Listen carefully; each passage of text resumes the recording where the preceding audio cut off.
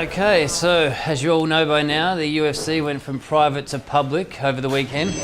As new UFC president, I'd like to introduce you all to one of our top tier shareholders and now new co-president, Jezza Patterson.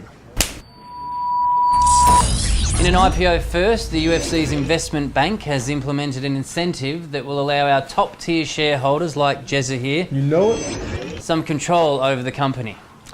Therefore, some new rules and regulations for our fights will be enforced as of today and in time for UFC 200. Okay, so new rule number 1. If within the first 8 seconds of any fight there is no blood, the fight will be stopped. you're welcome. So nothing major there, just the old fast game's a good game rule. Increase the action, makes sense, I think. Jesus Christ. New rule number 2. During each fight, the referee is equipped with a taser gun and can use it any time he's bored.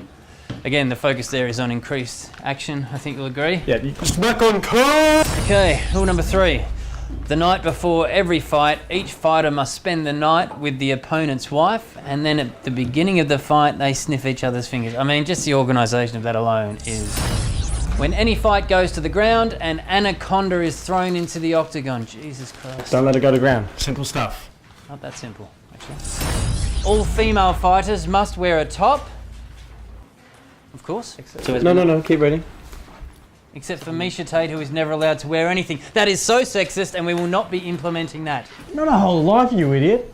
Just for fights, weigh-ins and interviews. No, we will be reviewing that. Fucking oath it will be. Not what I meant. Anytime a fighter taps out, a tattooist enters the octagon and tattoos the word pussy on their forehead. And if they're put to sleep in a chokehold, tattooist also adds a cock and balls. What is the point of that? Motivation. Almost done, guys. At any time during a female fight, the fighters can be forced to hold position while the UFC co-president runs in a... No, I'm not reading that. That's disgusting. You've just snuck that in there. This Wait, stop being such a fuck. Only 2 more rules to go, guys. Anytime Nate Diaz says motherfucker, everyone has to scull their beer. Well, how am I going to monitor that? I mean, that's a game they can play at home. But Nate's cool with it, and I've got him on the line. Nate, sure. He's being a pussy about the sculling rule. I'm not surprised, motherfucker. Okay, last new rule, everybody. Thank you for your time today. If a fight is stopped via TKO and the losing fighter complains, he has 1 minute recovery time before fighting 1 round against Joe Rogan. Right, out of all these rules, that is the only one that makes sense to me. Okay, not much time left, but if there are any questions... Will the new shareholders have a say in the main card of UFC 200? Yes, there is now a new headline fight for UFC 200. Now, I know there's been some silly rumours floating around that Floyd Mayweather might be fighting and some pro wrestlers, but let me assure you, the prestige and quality of our fights will never be compromised. You have my word.